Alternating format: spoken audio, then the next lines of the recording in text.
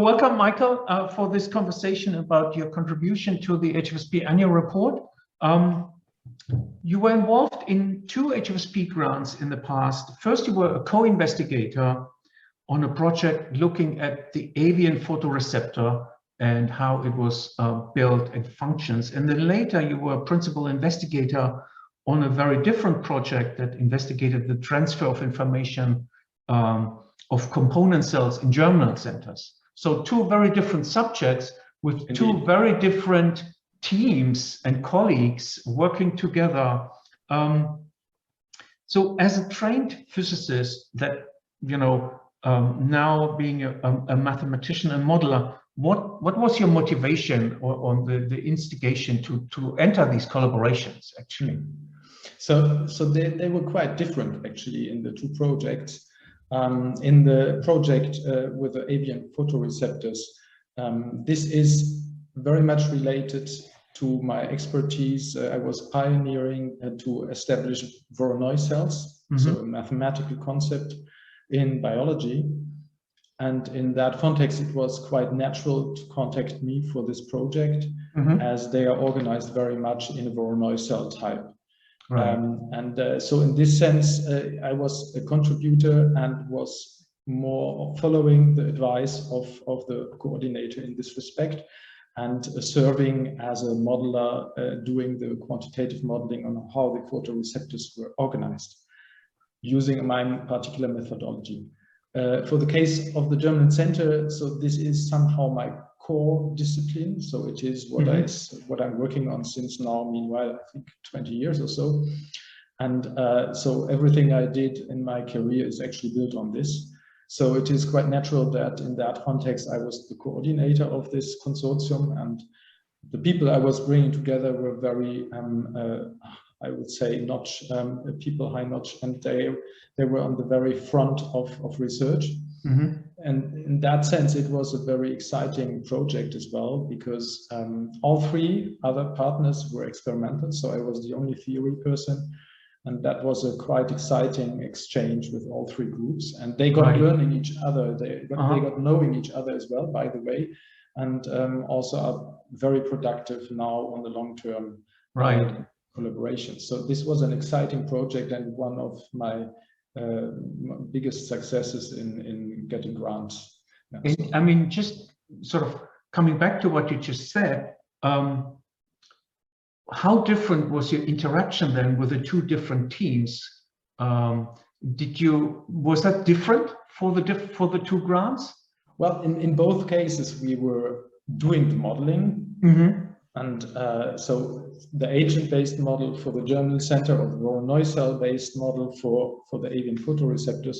So it's 2 different techniques.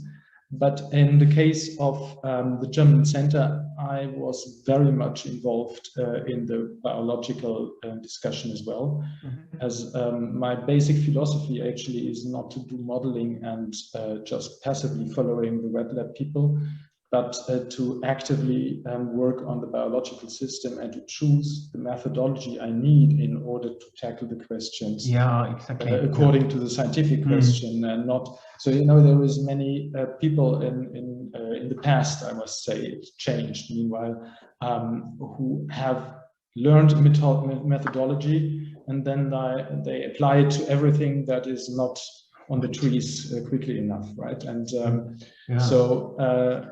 this is not my philosophy. I want to understand the biological system, and so I go into the depth, and so the scientific question is driving the methodology that I'm using. Right. This exactly brings me to another question I meant to ask. So how would you, from your point of view, characterize the current state of mathematical modeling or modeling in general in biology? And where do you see still gaps that biology or biologists need to fill in order to, advance understanding of biological systems with the help of modeling?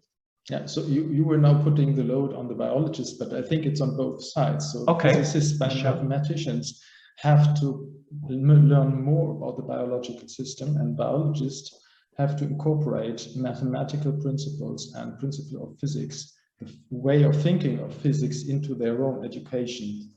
This is not happening right now. So there is systems biology in some universities developing, so it's on the way, but it is not as common as maybe learning to use a fax facility. Yeah, so it's not part of the normal everyday's practical application. And so this is what I'm fighting for since now, I think 20 years or so, to establish mathematical modeling as a normal tool in biology research. Right. It's a long path, and I would say I have part successes, but it's a long way, and we are not yet there. And so one success was certainly when I, as a physicist, was opening the German Center Conference in 2009. So I was hosting it and opening it, so which is basically only wet lab people. And so it was a sign that a physicist doing modeling of German Center research was the one who was hosting the conference and opening it. And since then it has turned into much larger normal behavior, and people call me and ask me, what is your simulation doing actually, if I do this to my system? Right. And so this interaction happened because of that, but it's only a tiny bit of biology research, and there is many other areas of research where you should have a similar normal contribution of mathematical modeling. Right. I think your description hits a lot of points on my list, because this is something we try to do, and in particular, as you may now know best, in our grant program, to bring theoreticians, modelers into grant teams, so to cooperate with each other and to talk to each other. And that's why we do our annual meetings, to bring the communities together so they can informally exchange and discuss. That's great. I understood this, and this is why I don't stop advertising HFSP wherever. That's great. That's very kind of you. Great. Now you did with the advent early on of the coronavirus, got into modeling the pandemic situation. How did that actually happen? How did you get involved in the first place? What was your first interaction, in particular with the German health system? It's an interesting question, because I try to understand it myself. And so there was two different factors that I think were necessary. One is that in February, when everything was happening and starting, there was lots of discussions happening among physicists and mathematicians about how this was developing. And so I got frustrated by those discussions because they were somehow losing themselves in details. So it was a little, so the one thing that I understood very quickly is the only way of getting this under control is reacting fast and reacting strong.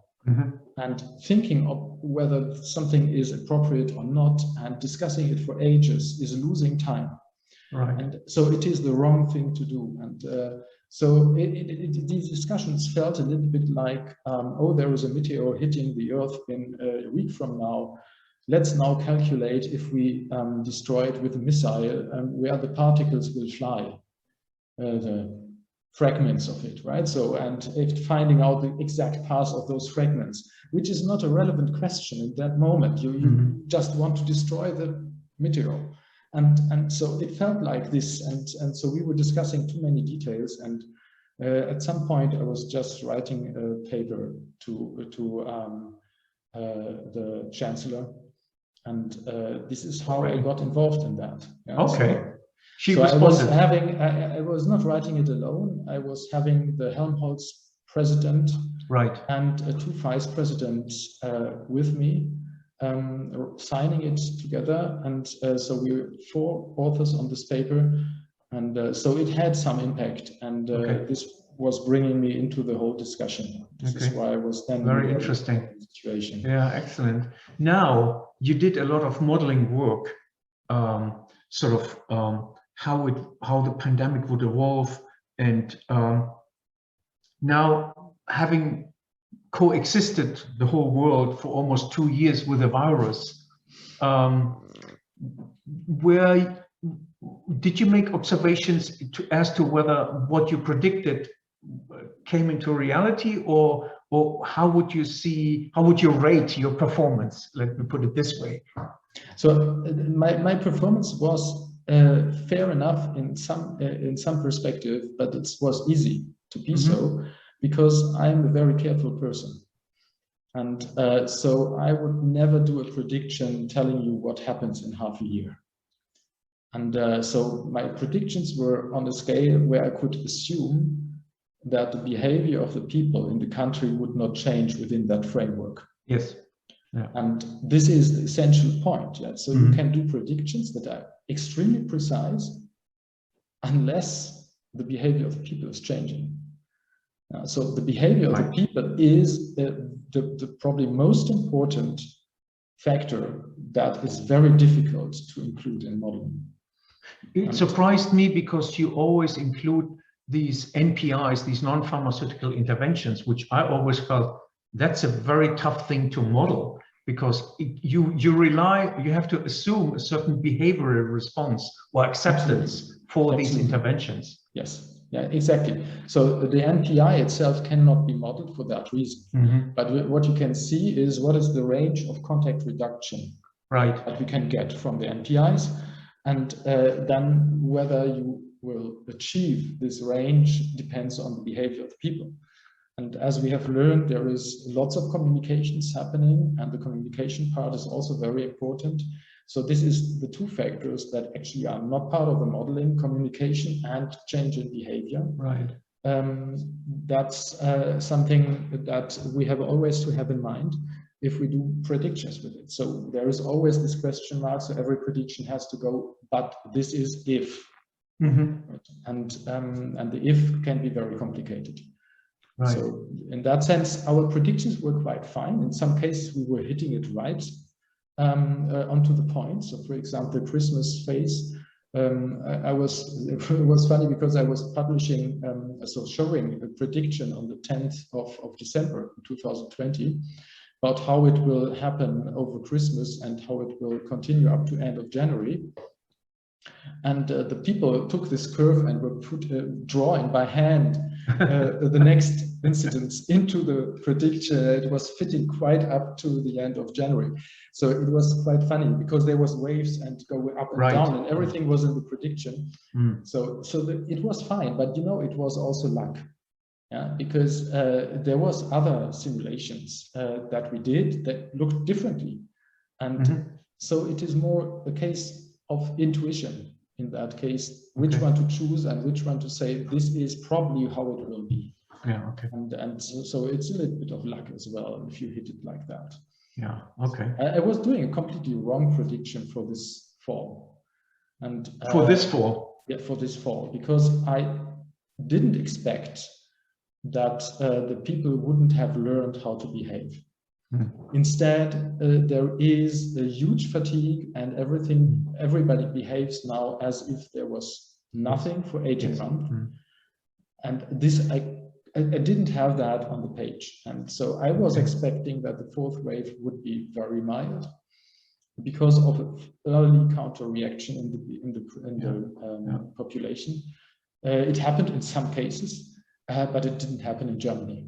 In Germany, we can see that right now. Numbers right now, that is the worst we have seen so far, and it will hit the hospitals. It's already doing that in some of the federal countries, and so this is nothing that will be fun in the next month. So I'm not very optimistic now. Yeah, so unfortunately you feel vindicated and confirmed with your predictions, which should have been taken up by many more people, I suppose, because they would have learned from it. But definitely, you know, there is a basic, fundamental problem here. A politician is used to people who want something. So people come to them and they want something. So they take off half of what they say just because they want to reduce it to a reasonable level. The scientist, on the other hand, says only half of what he thinks is right because he's a careful person and wants to be in a realistic thing and not over stress points. Yeah. Yeah. So if you put these two and let them work together, it means that only a fourth of what is needed will in the end be done. Eventually, yes, that's true. Yeah, it's sort of almost a mathematical equation, you know, yeah. of so, modeling and politics, you know. Exactly. So these two have to learn to communicate and well, help to each other. Definitely topics for, you know, repeated conversations, maybe during one of our alumni meetings in Germany or a future awardees meeting. For the time being, Michael, I would like to thank you very much